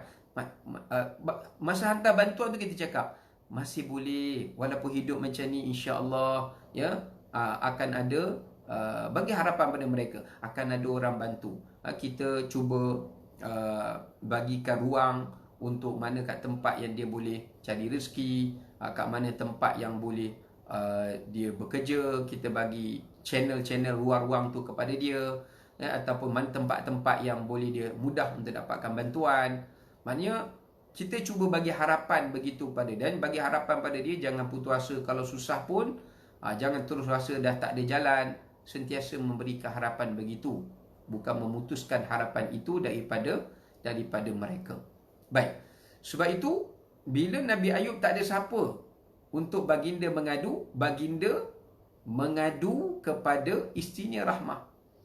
Isteriku macam mana, ya? Allah Ta'ala tidak menyembuhkan aku. Tapi isteri Nabi Ayub AS tetap mengatakan, kau seorang Nabi, ya? Allah Ta'ala tetap akan memberikan kepada kamu pengakhiran kepada ujian ini.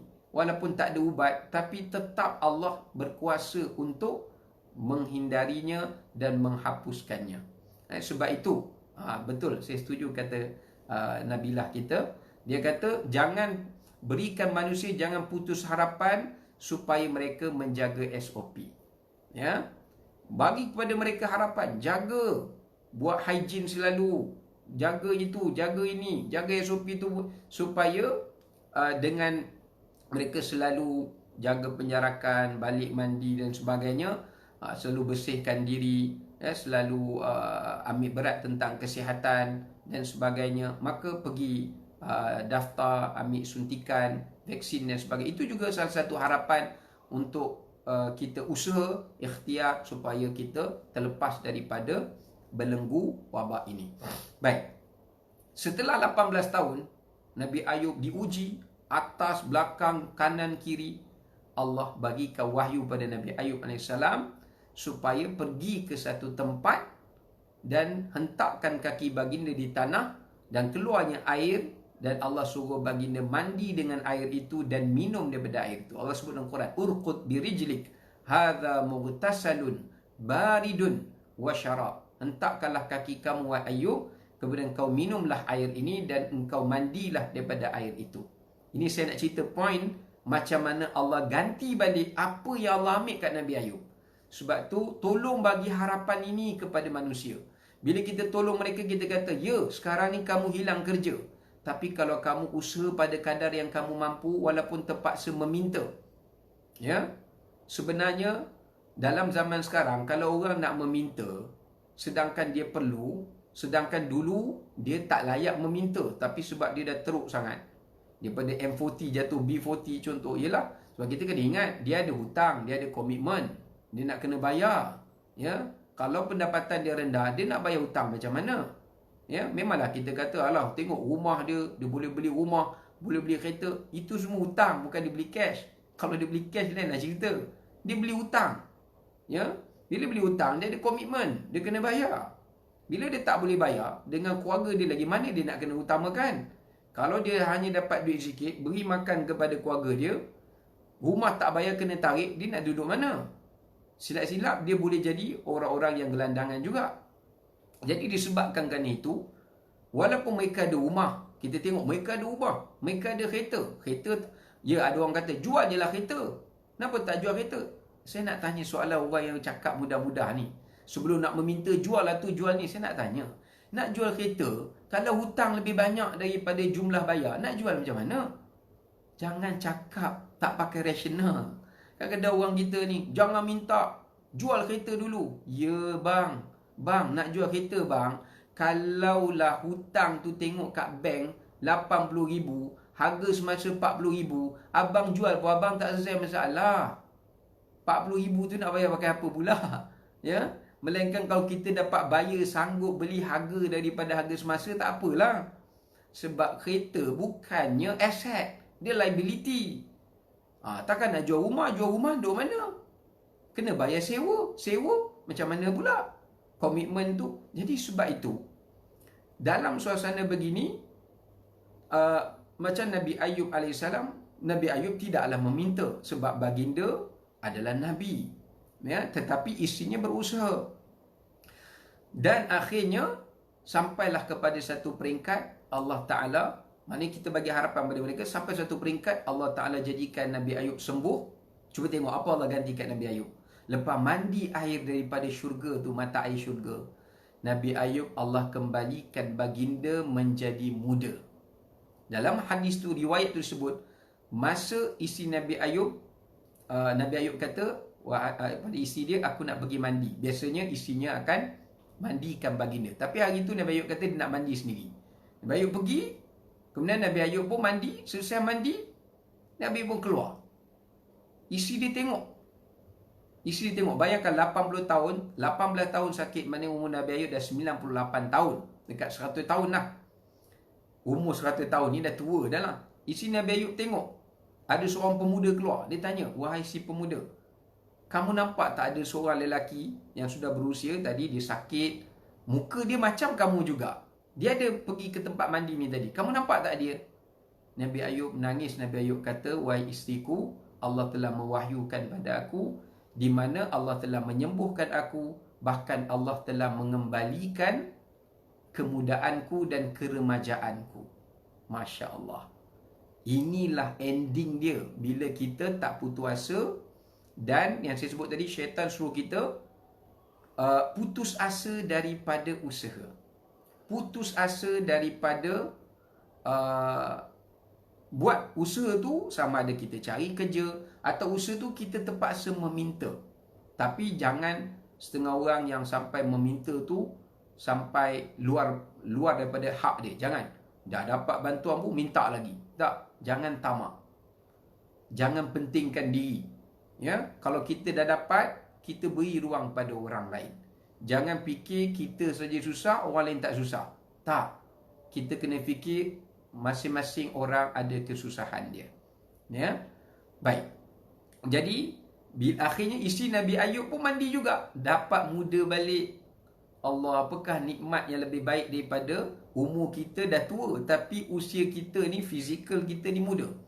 Akhirnya bila muda, kenapa Allah jadikan muda balik? Supaya bila Nabi Ayub bersama balik dengan isterinya, Allah gantikan balik anak-anaknya yang telah Allah ambil. Sebab kalau dah tua, tak bolehlah beranak dah. Ya? Tapi Allah gantikan balik. Nabi Ayub dapat balik anak-anak baru. Ya Allah ambil anak-anak lama tu, Allah matikan anak-anak lama, Allah ganti balik anak-anak baru. Isterinya lahir lagi anak, lahir lagi anak, lahir lagi anak. Ya? Kemudian bukan setakat itu, masa tengah mandi, dalam hadis sahih Muslim, Nabi SAW bersabda, Allah tengah mandi tu, Allah datangkan satu awan yang dulu tu Allah datangkan, Allah turunkan hujan. Hujan tu hujan emas, kajarad, Emas yang turun tu sebesar belalang-belalang tu. Belalang yang padang pasir yang besar tu. Besar-besar tu emas berketul-ketul jatuh. Allah ganti balik, kembalikan balik kekayaan Nabi Ayub alaihi salam. Nabi Ayub jadi kaya balik, jadi sihat balik, dapat anak balik, dapat keluarga balik, dan masyarakat yang berada, yang pinggirkan baginda kembali balik kepada baginda dan mengikut kembali ajaran dan dakwah baginda Nabi Ayub alaihi salam. Ya. Ini menunjukkan pada kita bagaimana perkataan ma'al usri, apa rahmat dia? Yusra, iaitu kesenangan yang Allah gantikan Nabi Ayub kepada Nabi Ayub adalah lebih baik daripada apa yang Allah Ta'ala telah pun ambil daripada Nabi Ayub alaihi salam. Cuma kuncinya untuk kita dapat, ya, nak dapat dia punya gantian balik tu, kita kena konsisten dalam bersabar. Konsisten sabar. Jangan mudah mengalah dan berputus asa. Tabah, teruskan. Ya. Kalau setakat tu, kerana kalau kita tengok dalam hadis Nabi SAW pun, Nabi sebut la tahillu li mas'alatin illa min thalas. Tak halal kalau cara dia nak usaha dengan cara dia meminta. Tak apalah. Kerana itu pun usaha juga. Ya. Tapi kalau dia dah sampai melepasi tahap tak perlu meminta, dia dah boleh berdikari, janganlah meminta pula. Ya. Sebab Nabi sebut tak halal bagi seseorang itu meminta melainkan 3 golongan ni. Nabi bagi mereka meminta. Yang pertama iaitu man asabathu faqah. Siapa yang ditimpa kepadanya kecelakaan, musibah. Macam orang yang tiba-tiba rumah dia terbakar, kan, habis hancur. Orang yang kena bencana tsunami, habis rosak. Kita boleh buat tabung derma kilat, kan, bantu meringankan beban dia. Tapi untuk seketika waktu tu lah, ya, sekadar supaya dia dapat bernafas balik, ya, dia dapat berdikari balik, ya, sementara itu. Ini boleh mereka meminta, ya. Walaupun kita tahulah duit dalam bank dia mesti ada juga. Tapi takkan dia nak pakai semua duit dalam bank dia tu, sekarang dah baiki balik rumah apa semua, habis pula duit tu. Ya, kerja tak dapat lagi, contoh. Kemudian disebutkan juga adalah man tahammala hammalah. Nabi sebut juga adalah dalam hadis, iaitu orang-orang yang memikul hammalah, yang dia tolong memikul beban hutang. Beban hutang. Maksudnya dia ada membiayai orang. Dia jatuh miskin tu sebab dia membiayai orang. Ini adalah hadis Qubaisah. Nabi pesan kepada salah seorang sahabat Nabi yang bernama Qubaisah. Sebab Qubaisah ni, dia dulu orang susah. Kemudian dia meminta kepada Nabi. Dia meminta sumbangan, ya, dia datang minta. Bahkan kalau kita tengok dekat Masjid Nabawi, ini ramai orang tak tahu cerita ni. Kat Masjid Nabawi, dia ada satu tiang. Nama tiang itu adalah tiang sedekah. Ya, orang miskin, kalau mereka, atau dalam istilah kita hari ni, kita buat kita buat bank food, bank makanan, ya, food bank. Kita buat food bank, bank makanan tu kita sediakan satu plot tempat untuk hantar makanan, orang datang ambil. Cuma kena kawal selia lah, supaya orang yang ambil tu tak orang yang sama, ya, supaya ada ruang untuk orang lain juga. Jadi kat zaman Nabi pun sebenarnya ada satu tiang kat Masjid Nabawi tu. Kalau sahabat-sahabat yang kaya-kaya dia datang, mereka akan letak keperluan-keperluan di situ. Nanti orang datang, orang di kalangan ahli sufah ke apa ke, dia perlu dia ambil kat situ. Ya. Kemudian yang kedua, Nabi kata orang yang menanggung hutang. Yang menanggung hutang. Yang mana dia tolong damaikan orang ni, baikkan orang tu sampai dia kena keluar duit dia, sampai dia jatuh muflis. Yang ni pun kalau dia meminta, kita kena bagi kat dia. Ya. Dia bukan jatuh muflis tu sebab main judi ke, hutang tak tentu hala sesuka hati ke, tak. Dia berhutang kerana keperluan.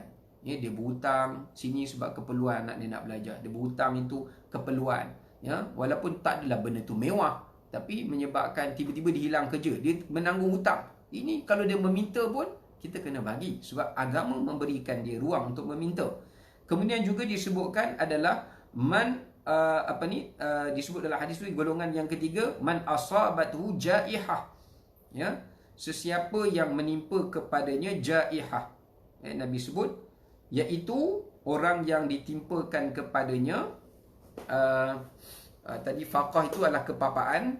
Yang ini tiba-tiba dia jatuh miskin disebabkan kerana sakit ke orang kemalangan ke, tadi jaiha ni yang timpa kecelakaan. Jadi ini 3 golongan yang disebutkan di dalam hadis Nabi SAW yang boleh untuk kita untuk seseorang tu meminta sumbangan, dan kita boleh buat collection untuk memberikan sumbangan kepada mereka. Cuma apa yang kita perlu dalam tempoh keadaan begini, yang pertama, terus bersangka baik kepada Allah. Apa cara sangka baik kepada Allah tu? Iaitu kita tetap meyakini yang ujian yang kita hadapi ini pertama akan berakhir. Yang kedua, kita tetap yakin akan ada bantuan yang Allah akan hantar pada kita, walaupun akan hantar pada kita dengan kita usaha. Allah tak akan sia-siakan orang yang berusaha. Sama ada dengan dia meminta ke, dia cari usaha ke, dengan bekerja ke, Allah tidak akan sia-siakan orang yang berusaha. Saya nak kongsikan dalam satu firman Allah Ta'ala, boleh rujuk dalam tafsir At-Tabari dalam surah Hud, ketika Allah berfirman, وَمَا مِن دَابَّةٍ فِي الْأَرْضِ إِلَّا عَلَى اللَّهِ رِزْقُهَا. Apa kata Allah? Tengok dalam tafsir At-Tabari. Tidak ada mana-mana makhluk yang melata atas muka bumi ini melainkan Allah telah tetapkan rezeki ke atasnya. Rezeki ke atasnya. Okey, Kak Fadilah, saya ulang sekali lagi Orang yang boleh meminta tu ada 3 golongan. Yang pertama, orang yang telah pun jatuh miskin, faqah. Faqah ni orang yang jatuh miskin disebabkan kerana, contoh macam dia ditimpakan kecelakaan, macam dia accident kan, kemudian dia jadi orang kurang upaya, kemudian dia cacat penglihatan ke, OKU ke, menyebabkan dia dah tak boleh nak bekerja seperti mana biasa, atau memang dia tu orang-orang yang betul-betul miskin. Memang dia tu orang miskin lah, memang asal keluarga miskin, asal keluarga fakir. Ini boleh meminta. Ini yang nombor 1. Nombor 2, orang yang ditimpakan macam bala, pandemik, wabak, tsunami, kebakaran. Ini bila habis hilang harta dia, dia boleh meminta sekadar untuk develop balik, nak bernafas balik. Nombor 3, iaitu orang yang menanggung hutang kerana keperluan. Dia nak damaikan orang yang bergaduh ke, untuk keperluan, dan dia nak meminta. Boleh kita berikan kepada dia. Tidak haram. Yang Islam tak bagi orang kaya meminta. Ini tak boleh. Atau orang yang meminta tu sebab nak peralatkan budak-budak anak yatim ke, peralatkan budak-budak tahfiz ke, ini tak boleh meminta lah. Sedangkan dia hidup dalam kesenangan dan tidak terbeban dengan apa-apa perkara untuk keperluan dia. Okey, baik. Saya sambung balik tadi. Jadi saya nak ceritakan dalam ayat Quran tadi tu. Dalam ayat Quran tadi tu, contohnya Allah sebut dalam tafsir At-Tabari tentang kisah diceritakan dalam satu riwayat pada zaman Nabi Sulaiman AS. Ada seekor cacing yang buta di dalam tanah. Seekor cacing yang buta di dalam tanah.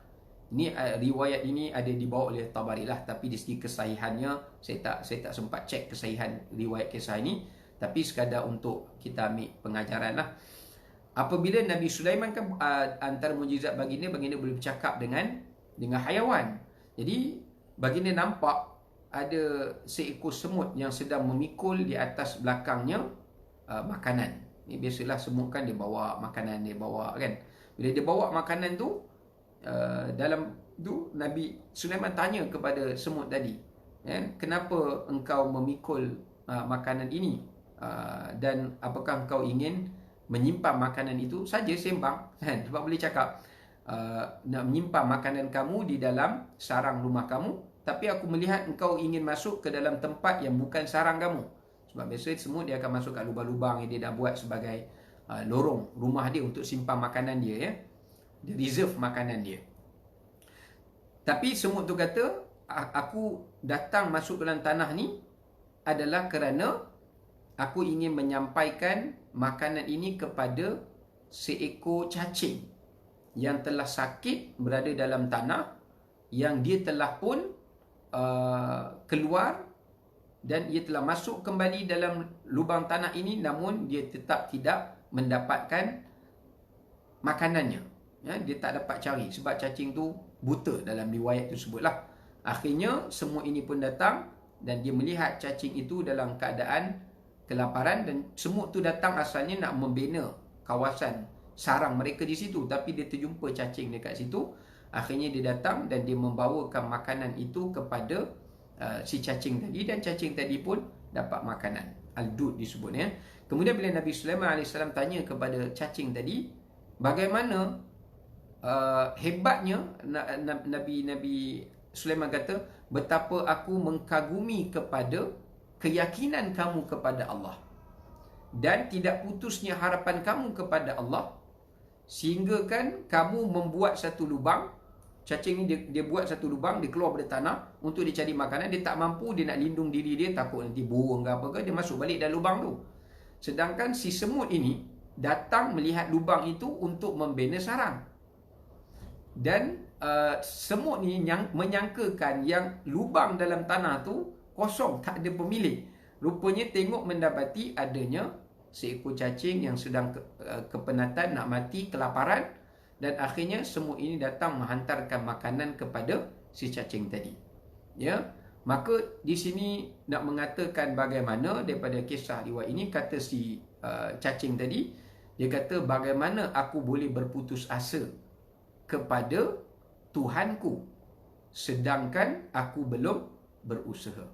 Ya, ini kata si cacing tadi. Sebab tu dia kata, aku berusaha menggali lubang, keluar daripada tanah ni, sebab dalam tanah tu aku tak dapat makanan dah. Aku keluar daripada lubang untuk aku mencari di luar. Tapi bila aku tak mendapatinya, aku masuk balik supaya aku mengharapkan adalah makanan-makanan yang terjatuh ke apa ke, supaya aku dapat mengambilnya untuk aku makan. Tetapi walaupun usahanya tu tak berhasil, dia keluar masuk tak ada. Akhirnya atas asbab usaha dia itu, Allah tak sia-siakan. Allah jadikan asbab adanya semut yang datang ke rumahnya, ke dalam sarangnya untuk memberikan makan kepadanya.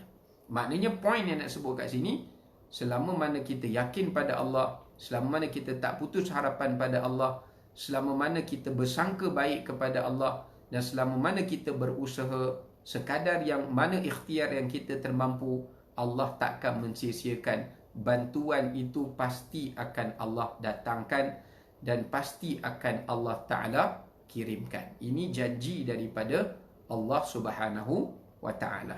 Ya, baik.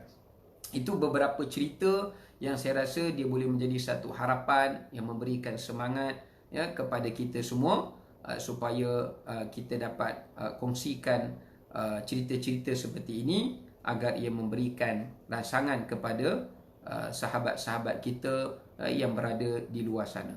Ya, baik. Kemudian antara rahmat di sebalik musibah yang kita boleh lihat dekat sini juga sebenarnya banyak. Kalau kita nak kongsikan semuanya, tak mampu untuk saya ambil dalam ruang masa yang terhad ini. Selain daripada yang saya dah sebut tadi, sentiasa bersangka baik pada Allah, tidak putus harapan pada Allah, sentiasa tidak berputus asa daripada berikhtiar, mana pada kadar tahap yang mana yang kita termampu. Antara rahmat yang juga di sebalik musibah ni Allah Ta'ala beri, yang kita boleh lihat juga, supaya ia menjadi satu muhasabah kepada kita semua, supaya kita betapa pentingnya untuk kita hidup dalam bermasyarakat. Ya, hidup dalam bermasyarakat. Sebenarnya kehidupan kita hari ini telah mengajar kita untuk kita hidup secara individualistik. Bukan kita pentingkan diri, tetapi perjalanan hidup kita tu dah bawa kita ke arah itu. Dah bawa kita ke arah itu. Saya bagikan contoh. Ya, dia seolah dah schedulekan kita ke arah macam tu. Contoh, bila kita tengok banyak orang try buat social experiment. Ya, kadang-kadang bila berlaku apa-apa, masyarakat nak tengok macam mana kepedulian masyarakat kepada orang itu kurang. Tapi bila sejak saya tengok berlaku pandemik ni, orang bekerja-kejar. Orang bekerja-kejar, orang mula concern, orang mula ambil berat, orang mula ambil tahu. Sedangkan sebelum ni, kalau kita tengok, masing-masing kan kalau duduk dalam LRT ke pergi kerja, semua tengok handphone je. Ya, sebab masing-masing sibuk dengan kerja. Kerja tu mengajarkan hidup kita, kita isolatekan hidup kita daripada keadaan sekeliling. Kadang-kadang masa kita dengan anak pun tak ada masa kita dengan pasangan pun tak ada masa kita nak tanya khabar jiran pun kadang-kadang tak ada masa, kadang-kadang nak tanya khabar kawan-kawan pun tak ada masa. Mungkin weekend lah, masa tak kerja tu baru boleh nak update status ke, baru nak tanya khabar dan sebagainya. Tapi bila berlaku suasana macam ni, mula kita akan tanya, kamu macam mana? Keadaan kamu macam mana? Benda ini akan mengajar kita di sebalik pentingnya dalam masa yang sama untuk kita bermuhasabah, ya, supaya kita tidak mengasingkan diri kita di dalam masyarakat. Sebab dalam hadis Nabi SAW, baginda menyatakan, la yadkhulul jannata, tidak akan masuk syurga, alladhi la ya'man jaruhu bawa'iquh, ya, orang-orang yang jirannya tidak rasa aman dengan sikapnya. Ada setengah riwayat yang lain menyebutkan, iaitu man bata syab'an wa jaruhu ja'i'. Tidaklah dikira sebagai seseorang itu adalah orang yang benar-benar beriman pada Allah dan hari akhirat kalau dia dalam kekenyangan sedangkan kejiranannya itu dalam keadaan kelaparan, ya, ataupun dalam keadaan kesusahan, ya.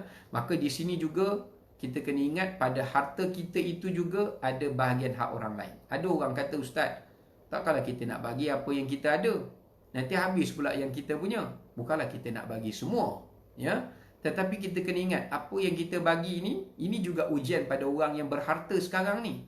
Ujian pada orang yang kehilangan kerja, masalah ekonomi, ujian pada mereka kehilangan pendapatan, ya, dengan masalah hutang, dengan masalah anak minta yang tu, anak keperluan yang tu, isteri keperluan yang ni, dia tak mampu nak fulfill. Tetapi bagi orang yang berharta pula, ujian bagi mereka adalah membantu pada kadar yang mereka mampu kepada orang memerlukan. Itu ujian untuk mereka. Jangan kita anggap, oh itu untuk ujian untuk dia saja, bukan ujian untuk kita. Dah, ujian bersama. Kita kena memberi bantuan, tak banyak, sikit. Allah tak bertanya berapa banyak kamu bagi. Ya, Allah akan tanya apakah kamu memberi. Allah tak akan tanya berapa kuantiti, tapi ya Allah Ta'ala akan tanya apakah kamu melakukan ataupun tidak. Itu Allah Ta'ala akan tanya, ya. Sebab ada dalam satu hadis kursi, saya ada mengajar satu kitab di kursi ni, bila baca hadis kursi ni sangat takut. Rupanya antara soalan hisab yang Allah akan tanya kita pada hari kiamat, boleh rujuk hadis kursi ini dalam riwayat Abu Daud, yang mana Allah Ta'ala tanya, dan juga dalam riwayat Musnad Ahmad menyatakan Allah Ta'ala panggil hamba anak Adam tu, Allah panggil di hadapan Allah ni, di padang mahsyar. Allah kata, ya bena Adam, wahai anak Adam, lima tastata'imuni, kenapa kamu masa kat dunia dulu tak beri makan kepada aku? Allah tanya ni, kenapa kamu masa kat dunia kamu tak bagi makan dekat aku, sedangkan aku memberi makan kepada kamu. Wa ana at'imuk, aku bagi makan pada kamu tak bagi makan pada aku. Bela kawan ni, hamba Allah ni bela. Apa jadi macam ni pula? Kenapa aku beri kepada kamu kesihatan tapi kamu tidak memberikan kesihatan pada aku? Jadi hamba Allah ni pun jawab, ya Allah, bagaimana aku nak beri makan pada kamu sedangkan kamu yang memberi rezeki pada aku? Kata Allah, maksudnya beri makan pada aku itu adalah kamu memberi makan kepada orang yang lapar. Ya, itu maksudnya. Maknanya bila aku beri makan pada kamu, kenapa kamu dapat makanan yang lebih, kamu tidak beri makan kepada saudara kamu yang lain? Itu maksud Allah, kenapa tak beri makan pada aku? Maknanya kenapa tak kamu memenuhi apa yang aku perintahkan? Bila kamu tengok orang sakit, kenapa kamu tidak membantu? Bila kamu tengok orang susah, orang yang tidak ada pakaian, kenapa tidak kamu berikan pakaian? Maknanya ini antara soalan hisab yang Allah akan tanya kita pada hari kiamat. Ya, jadi kita buat sekadar yang kita termampu, usaha sekadar yang kita termampu, kerana sekadar kita melepaskan pada kadar yang kita termampu itu pun sudah ada jawapan yang boleh kita jawab di hadapan Allah Subhanahu Wa Taala di hari akhirat kelak nanti. Ya, okey, baik. Itu di antara beberapa perkara yang pada saya dah sebut dah. Dengan musibah ini, sebenarnya Allah Ta'ala nak hapuskan dosa kita, nak angkat darjat kita, dan itu tanda Allah cinta kepada kita. Dan yang paling penting, sebenarnya Allah nak gantikan satu nikmat yang lebih baik untuk kita. Memang kita hilang kerja sekarang, tapi kita tak tahu coming sooner, Allah Ta'ala telah pun persiapkan pada kita satu gantian kerja yang jauh lebih baik daripada apa yang kita ada sebelum ini. Sebab perancangan, masa kita sedang menghadapi musibah ni, Allah telah pun merancang untuk kita satu perancangan yang lebih baik, yang kita tak tahu. Tapi untuk dapatkan perancangan Allah yang baik itu, kita kena merancang diri kita untuk usaha.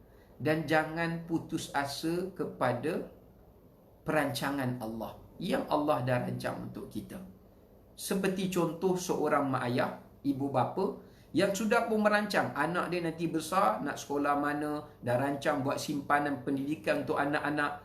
Tapi seorang anak tu janganlah tak belajar, janganlah ponting kelas, janganlah ponting belajar. Dia kena mainkan peranannya untuk terus kekal belajar, terus kekal menjadi anak yang baik, supaya bila sampai masanya, dia akan dapat melihat hasil daripadanya itu yang telah pun mak ayahnya rancangkan baginya.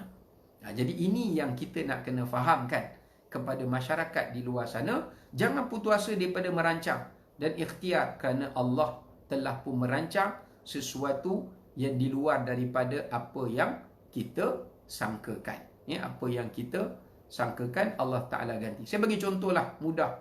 Kita selalu cerita Ma'al Hijrah. Kita sedar tak ketika mana muhajirin, sahabat-sahabat muhajirin hijrah ke kota Madinah, mereka selai sepinggang, mereka tak bawa apa pun. Abdul Rahman bin Auf yang kaya raya tu pergi ke Madinah kosong, tak bawa satu sen. Kad, debit card ke kredit card apa pun tak bawa. Semua tinggal kat Mekah. Semua kena rampas dengan orang musyrikin Mekah. Mereka hanya berharap kepada masyarakat Ansar. Sebab tu saya rasa kita duk sebut Ma'al Hijrah. Ni kita nak masuk Ma'al Hijrah ni, Zulhijjah lagi, kita nak masuk Muharram nanti. Tapi cuba kita ambil tauladan. Kalau orang yang menghadapi musibah pandemik ni, kita boleh umpamakan mereka seperti dalam situasi golongan muhajirin. Tapi mereka perlukan golongan Ansar. Mereka perlukan golongan Ansar. Golongan Ansar tu di kalangan orang yang tidak terjejas dengan suasana pandemik. Sebab tu masa muhajirin pergi sana, Nabi bukan kata kepada golongan muhajirin, pandai-pandailah kamu ya, kamu nanti Allah Ta'ala bantu kamu. Tak. Apa yang Nabi buat? Nabi mempersaudarakan muhajirin dan Ansar. Nabi kata, wahai Ansar, ini kawan baru kamu. Ini kawan baru kamu, muhajirin. Wahai sahabat Ansar, ini kawan baru kamu. Wahai sahabat Ansar, ini kawan baru. Nabi saudarakan mereka. Nabi jadikan antara mereka tu keluarga. Ya, bukan sekadar Nabi kata, dah sampai Madinah kan, pandai-pandailah cari kerja sendiri. Sebab Nabi tahu muhajirin, suasana kerja dekat Mekah, mereka adalah businessman, entrepreneur. Mereka seorang usahawan. Tiba-tiba nak datang kat Madinah. Madinah ni geng-geng peladang. Geng-geng peladang jenis kebun-kebun ni, pekebun-kebun. Mana mereka pandai lagi mengebun, nak tanam apa, tak reti, tak pernah tanam apa-apa, nak tahu benih ni apa, jadi macam mana. Mereka tak ada ilmu. Jadi cara dia macam mana? Sebab tu Nabi persaudarakan. Nabi saudarakan Ansar dan Muhajirin. Jadi bila golongan Muhajirin belajar sikit demi sikit daripada Ansar, mereka tumpang rezeki daripada Ansar. Apakah sahabat Ansar jatuh miskin? Kita baca dalam sejarah sirah Nabi. Tak. Ansar menjadi lebih kaya. Bahkan Muhajirin tadi pun menjadi kaya. Ya? Abdul Rahman bin Auf, bila dipersaudarakan dengan sahabat Nabi, maka bila sahabat Nabi itu, Sa'ad bin Mu'az saya, dia nak bagi harta kepada Abdul Rahman bin Auf. Abdul Rahman bin Auf kata, tak apa. Yang penting ajar kepada saya ilmu macam mana saya nak menjadi seperti kamu. Ya?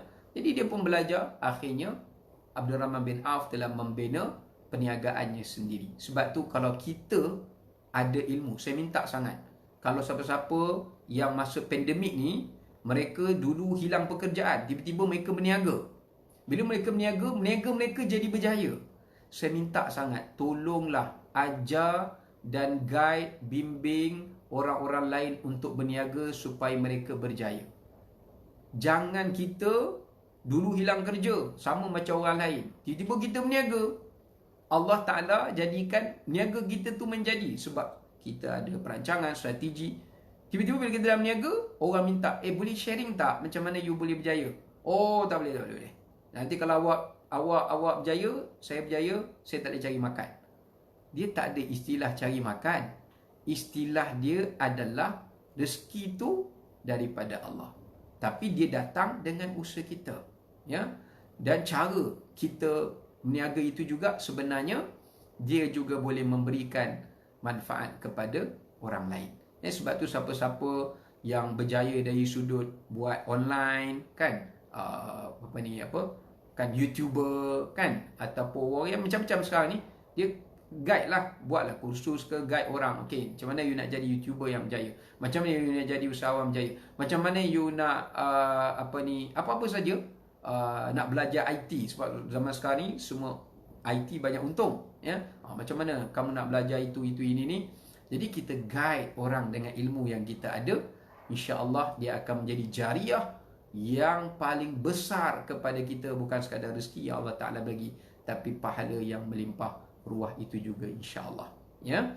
Baik, itu di antara beberapa perkara yang dapat saya kongsikan, ya, pada pagi ini. Cuma sebagai penutupnya saya nak kongsikan satu doa yang diajarkan oleh baginda Nabi SAW.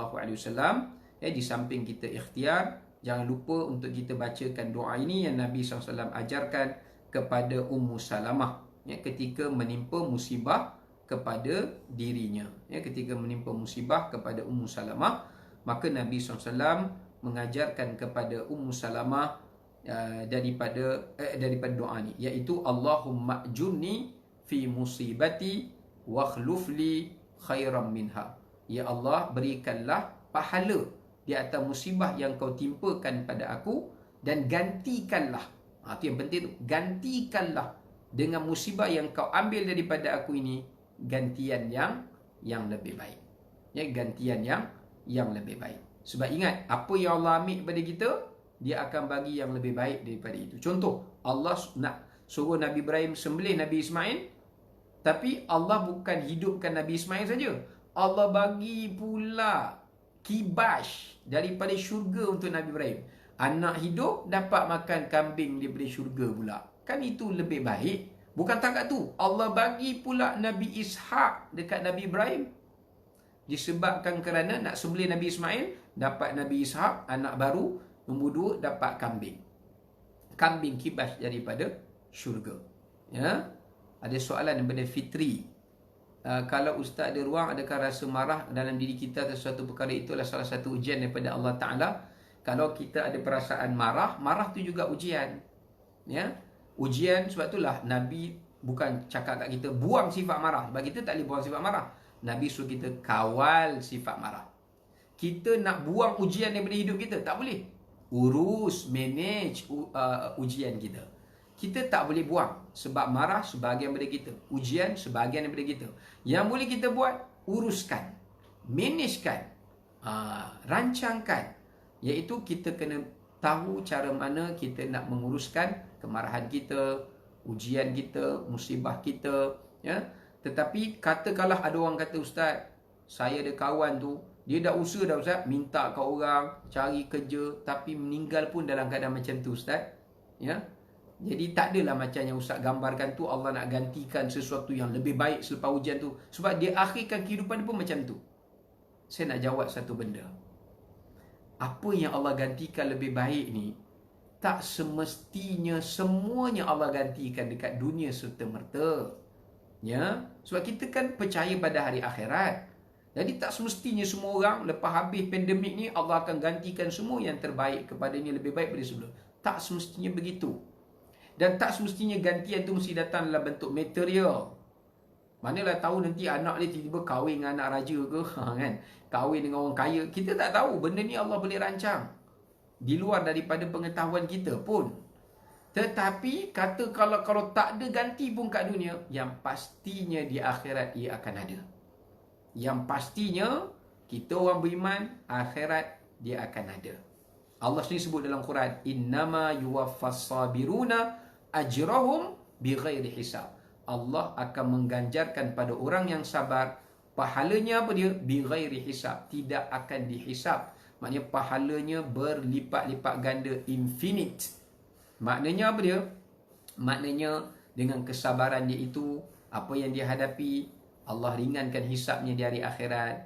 Sebab dia dah susah banyak kat dunia, jadi dia menghadapi keringanan, hisab mudah, dapat lalui timbangan mudah, lalu titian sirap mudah.